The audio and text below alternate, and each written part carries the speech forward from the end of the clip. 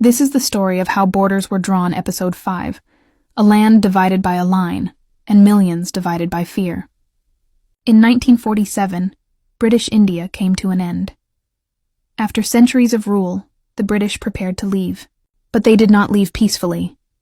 They left behind a problem they had created, and handed it to people who had lived together for generations. Hindus, Muslims, Sikhs, they had shared towns, markets, rivers, and homes. Neighbors were friends, families intermarried, communities thrived for centuries. Life flowed according to custom, faith, and memory. And then, a line appeared. It was called the Radcliffe Line, a single line on a map, drawn by a man who had never lived in India, deciding overnight which millions of people belonged to India and which to Pakistan. No rivers, no mountains, no local culture guided the border. Only pens, rulers, and a race against time. Millions woke up to a new reality. Fields, homes, cities, and ancestral lands suddenly belonged to a country they had never chosen. Some were told to leave immediately. Others stayed, hoping borders would not matter. But the line became a wall. Fear replaced familiarity. Trust evaporated. Migration was unprecedented. Between 10 and 15 million people crossed the border in less than a year. Cattle, carts, belongings, memories, all poured across new nations. Families were split. Brothers separated from sisters, friends from neighbors.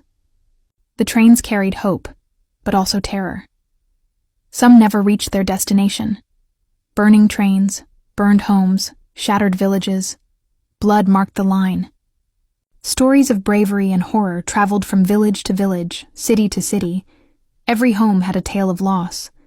Violence was not random, it was systematic. In some places, mobs attacked based on religion, while in others, communities defended themselves. The streets ran red, and the nights were filled with cries of those who had nowhere to go. The British, who drew the line, had moved on. They had signed papers. They had drawn the borders. But they did not stay to witness the consequences. The rulers had left. The people were left to survive. The partition also left unresolved questions. Kashmir became a point of dispute that continues today. Communities remained divided by religion and fear. Generations grew up carrying the memories of flight, fear, and loss. The trauma became part of their identity. The stories of those nights are still told in whispers, in letters, in songs, and in old photographs. Yet amidst the chaos, courage shone. Families protected each other. Strangers offered shelter. People rebuilt homes and communities from ashes and dust. Millions survived, persevered, and adapted to the harsh new reality.